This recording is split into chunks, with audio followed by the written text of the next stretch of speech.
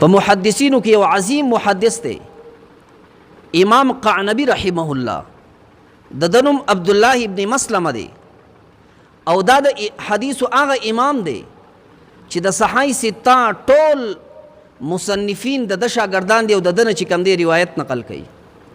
بیا امام ابو داود رحمه الله خو ډیر روایت د دنه نقل کوي. د زندګۍ باره کې راځي چې دی به اواره ګرځېدو او نشې تماشې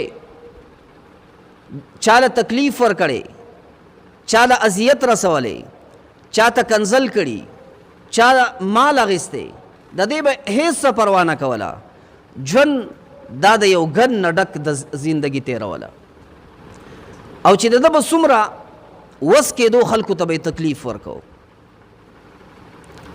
دی یو ځل د خپلو ملګرو سره ناست دی په یو مجلس کې او د شرابو د کبابو ډک مجلس، د بې حیایۍ ډک مجلس دی او په دې لاره باندې د حدیث یو امام د دغې زمانې امام شعبه رحمه الله دا تیریږي په خپله سورلی باندې سور دی. اوس دې ملګرو ته وایي یره یو انسان را روان دی او ځان ته ډېر نیک وایي، د حدیث یو امام دی لیکن په ناشنا طریقه باندې تنګومه. نو دی ورته رامخې ته شو او د سورلی دا مهار یې وله ونیو او ورته وایي چې خلکو ته حدیثونه بیانوي، حدثني حدیثا، ما ته م یو حدیث بیان که که نه.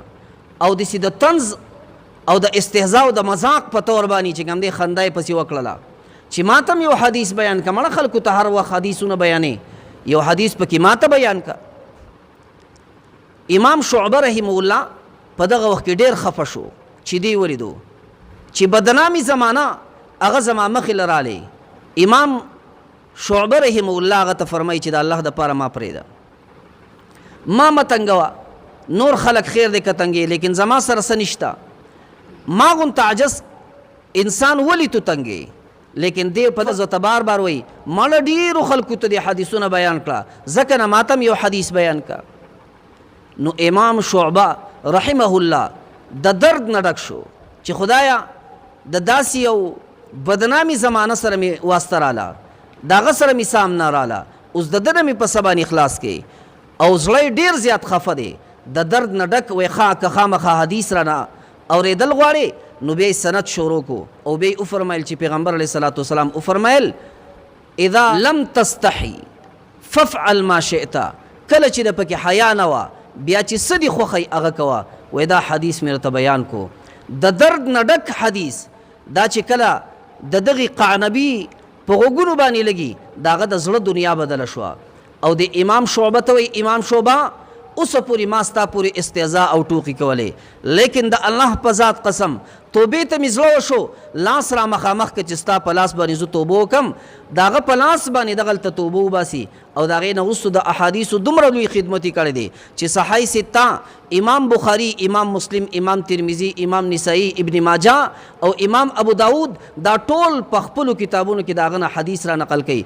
زما عزتمندو دغه یوه جمله ده لیکن د امام قعنبي رحمه الله زندگی چې کوم دی هغه یې بدله کړه.